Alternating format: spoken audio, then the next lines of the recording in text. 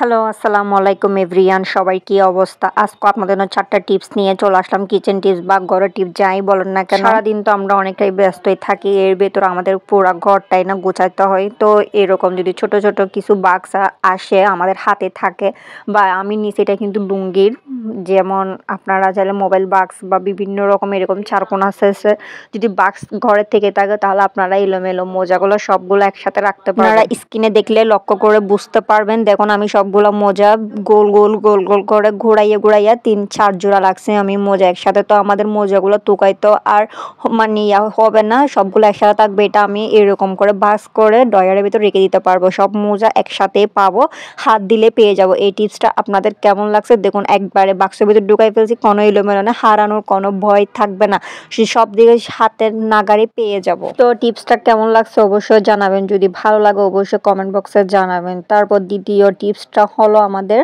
যেমন আমরা ছাদে কাপড়ের পিনগুলা নাই, ছাদে কাপড় শুকা দিতে দিয়ে আসি। ছাদে কাপড় শুকা দিলে ওখানে অনেকগুলা পিন আমাদের হারিয়ে যায়, বা সবাই কাপড় শুকা দেয় বিভিন্ন মানুষের, তখন ওদের পিনগুলা নিয়ে যায় বা আমাদের সাথে এলোমেলো হয়ে যায়। তো আমরা চাইলে এভাবে আমাদের পিনে নিরপালিশ দিয়ে চিহ্ন দিয়ে রাখবো যে এগুলো আমাদেরই। তো এগুলো হারানোর কোনো ভয় থাকবে না, সবাই দেখলে বুঝতে পারবো, আমরা চিনতে পারবো যে এটা আমাদেরই।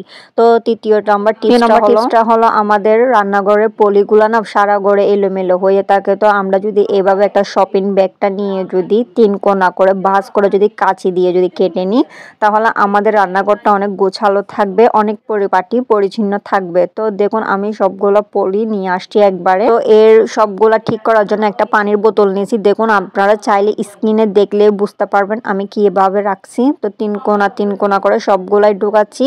যা ঘরে পলি ছিল সব এভাবে নিয়ে সব আপনারা অনেক সহজে গুছিয়ে রাখতে পারবেন। রান্নাঘরটা অনেক পরিপাটি লাগবে। টিপসটা আপনারা অবশ্যই ট্রাই করে দেখবেন, আপনাদের কিন্তু অনেকটাই ভালো লাগবে। দেখুন আমি তিনটা সবগুলা পলি একসাথে ঢুকিয়ে ফেলছি। একবারে যখন হয়ে গেছে, এরপরে সবগুলা একসাথে নিয়ে এই যেটা প্যাকেট আমি সব পিনটা কেটে রাখছি ওইটার ভেতরে দিয়ে দিছি। দেখুন আপনারা দেখে থাকলে অবশ্যই বুঝতে পারবেন। তো আমি এখন সবগুলোতে আমি তো আর দেওয়ালে লটকিয়ে দেখাচ্ছি না, আপনারা দেওয়ালে লাগিয়ে এরপরে ঝুলিয়ে রাখলে আপনারা একটা পলি নিতে পারবেন, আর কোনো অসুবিধা হবে না, এলোমেলো থাকবে না। সবগুলো পলি একসাথে দেখুন আমি বের করে দেখাচ্ছি। আপনারা এইভাবে লটকিয়ে রাখলে, ঝুলিয়ে রাখলে অবশ্যই বের করতে পারবেন। তো আমাদের চতুর্থ টিপসটা হলো যে আমাদের বাথরুমের জুতো থাকে, যেটা আমরা বাথরুমে নিয়ে যাই বা অজু করার সময় ইউজ করি।